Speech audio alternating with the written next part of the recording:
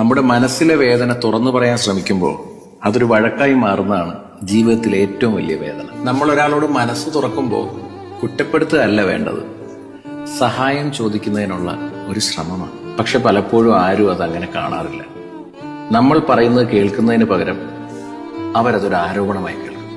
അപ്പോൾ നമ്മൾ പറഞ്ഞ വേദന അവർക്ക് മുന്നിലൊരു വഴക്കായിട്ട് മാറും അല്ലേ?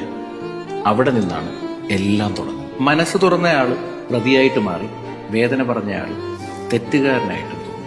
അപ്പോൾ നമ്മളൊരു കാര്യം പഠിക്കും, ചില വേദനകൾക്ക് ശബ്ദം കൊടുത്താൽ അത് മനസ്സിലാക്കപ്പെടില്ല. ചില കാര്യങ്ങൾ നമ്മൾ പറയാതെ തന്നെ അങ്ങ് സൂക്ഷിച്ചു വെക്കണം. കാരണം നമ്മുടെ വേദന കേൾക്കാൻ ചിലർക്ക് സമയമുണ്ടാവില്ല. പക്ഷെ നമ്മളെ കുറ്റപ്പെടുത്താനും തെറ്റുകാരനായി ചുമത്താനും അവർക്ക് ഒരുപാട് സമയമുണ്ടാവും. അതുകൊണ്ടാണ് ഒരു ഘട്ടത്തിന് ശേഷം പലരും മിണ്ടാതിരിക്കുന്നത്. അവർക്ക് വേദന ഇല്ലാഞ്ഞിട്ടൊന്നുമല്ല, പക്ഷെ ഒരു വേദന പറഞ്ഞാൽ പിന്നീട് വീണ്ടും ഒരു വേദനയാകുമെന്ന് അറിയാവുന്നതുകൊണ്ട്. ഒരാളുടെ മൗനം പലപ്പോഴും ശാന്തിയൊന്നുമല്ല,